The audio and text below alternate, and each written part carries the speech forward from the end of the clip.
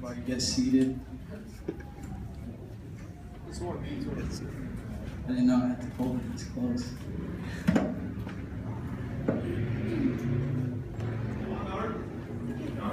Come on, man. Woo!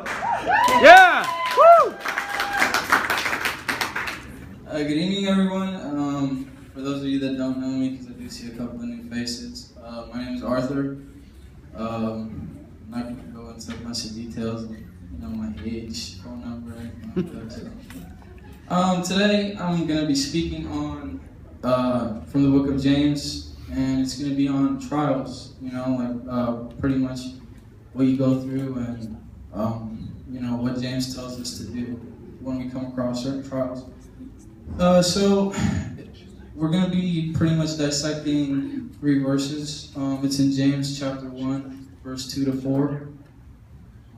So if Biddy can put up James verse 2, chapter 1, verse 2.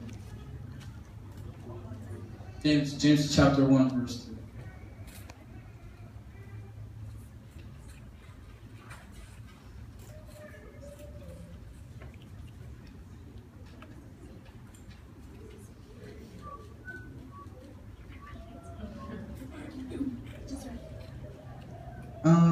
So yeah, well, Biz is doing that. I guess I'll read it. So James chapter 1 verse 2 says, "Consider it pure joy, my brothers and sisters, whenever you face trials of many kinds." Okay, so it's okay. Good. So from my understanding of this, and from the way I was reading and I was praying about it, and I couldn't really see what he's really saying. Consider it pure joy when facing many trials. And I recently watched the movie San Andreas. You know what I mean? And they're having 9.7 earthquakes, tsunamis, and whatnot. And you have to imagine the Christians, because stuff like that. It's San Francisco has a bunch of Christian people, and thinking how are they possibly going to be gung ho about a 9.7? How are they going to be all happy? And but then I kept thinking and I kept praying, and it came to me that what James is talking about isn't being smile on your face, showing some teeth, and being all excited. He's saying have a positive outlook on it. Don't just sit there and be like, oh, God is punishing me, or man, nothing's going my way, so I'm screwed. Just have that positive mindset that no matter what happens, God is on my side. And so we go to verse 3, because it's a continuation, and it's like a why and a because. And in verse 3, in verse 3 it says, "Because you know that the testing of your faith produces perseverance." Right? So James starts out saying you're going to face many trials, but you have to face them with pure joy. And then since we know that pure joy is about having a positive mindset, he gives us an answer to why we face these many trials. And he says, that the testing of your faith produces perseverance. And sometimes, it could be small things, right? He says many trials. So small things like, I just got laid off, or, I got into a car accident, or I'm broke, or I'm homeless, or I have health problems, It's just, it's always the constant testing of our faith that helps us grow. And because it's the constant testing of our faith, it really shows us, who is Christ like and who is just a pretender. And, in verse 3 it says, "Because you know that the testing of your faith produces perseverance." And for me, perseverance is something, it was kind of hard to understand. Because okay, I get tested once, I get tested twice, okay, fine, I show faith and then I fail, right? And so how does that exactly produce perseverance, or what exactly is perseverance? So we have a great thing called the internet, and Google it. You want to know something, Google it. So I Googled perseverance, and what came up for the definition is steady persistence in a course of action, a purpose, a state, especially in spite of difficulties, obstacles, or discouragement. And, so I guess for me, it made so much sense that James used the word perseverance.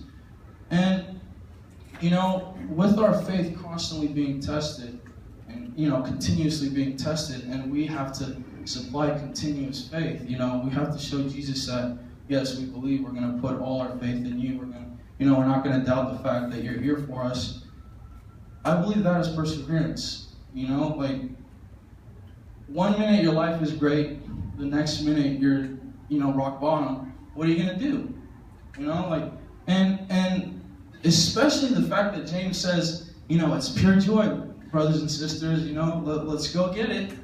Let's go get that faith. Show it to me. For me personally, I'll be like, Brother James, I got problems. I'm over here. I'm trying to make a living. I'm trying to do this. I don't know what's gonna happen. How do you expect me to have faith in serious situations? And then I realized, like, if you keep reading, so we're gonna go now to verse 4, right? That he says all of this in accordance, and then we go to verse 4, and he says, "Let perseverance finish its work, so that you may be mature and complete, not lacking anything." And so, I took not lacking anything super seriously. Because when you don't lack something, you're perfect in it, in that certain area, right? You didn't miss a single point on a test, get a perfect score. You weren't lacking any of the materials, right?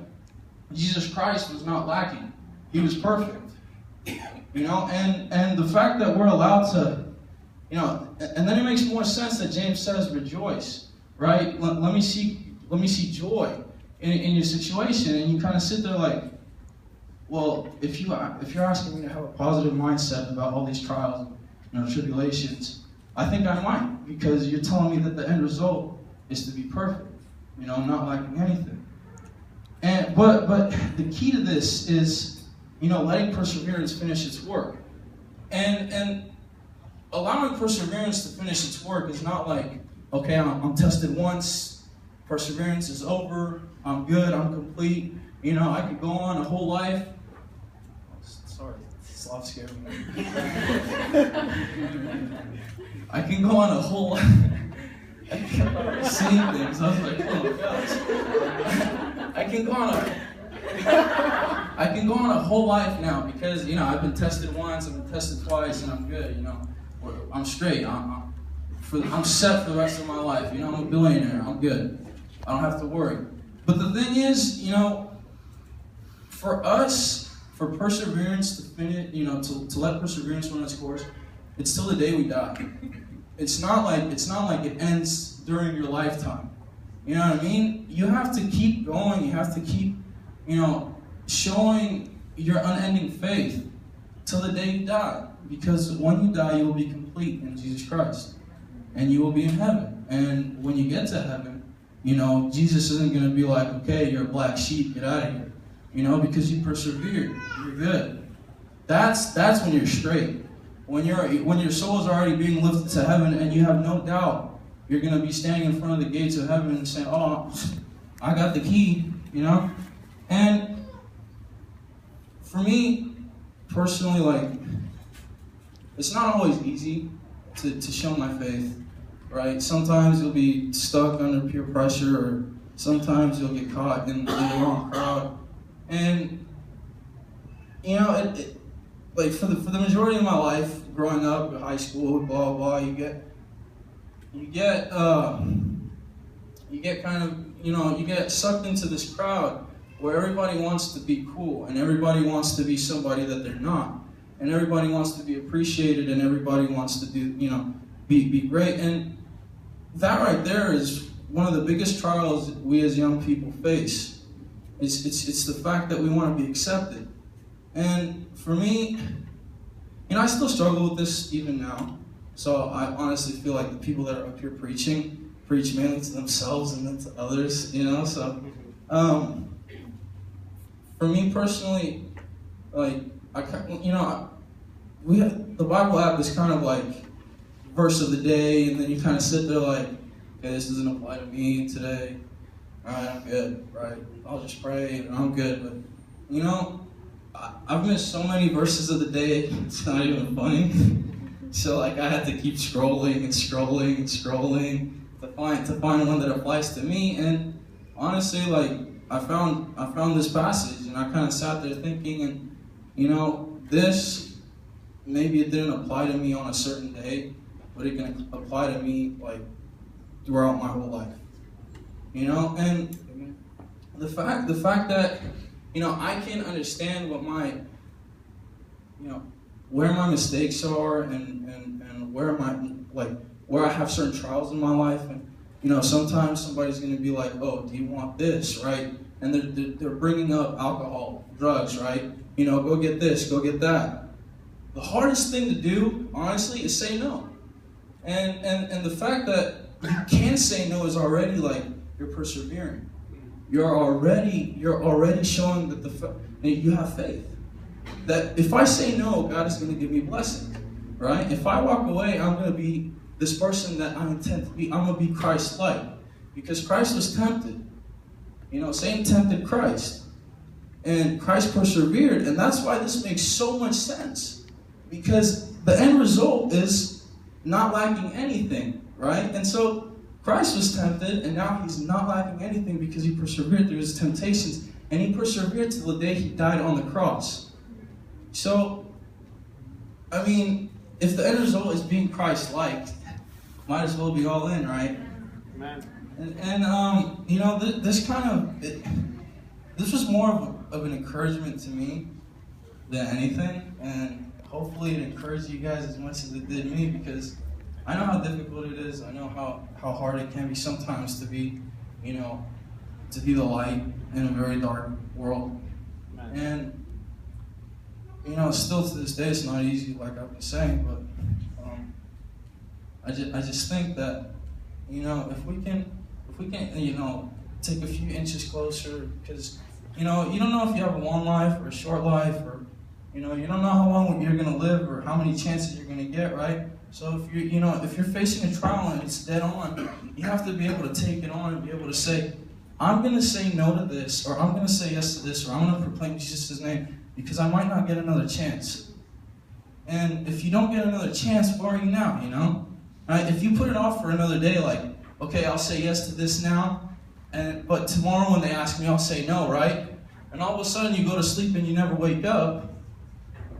Like, I mean, me personally, like, if that's constantly in my head, I'm probably going to be like, no, no, no, no, you know, like, I'm not going to try to do anything. And, you know, Max always told me, Max Mulca, most of you guys always know, most of you know him. For those of you who don't, he kind of mentored me from a young age. And he always told me, like, is what you're doing wise, you know?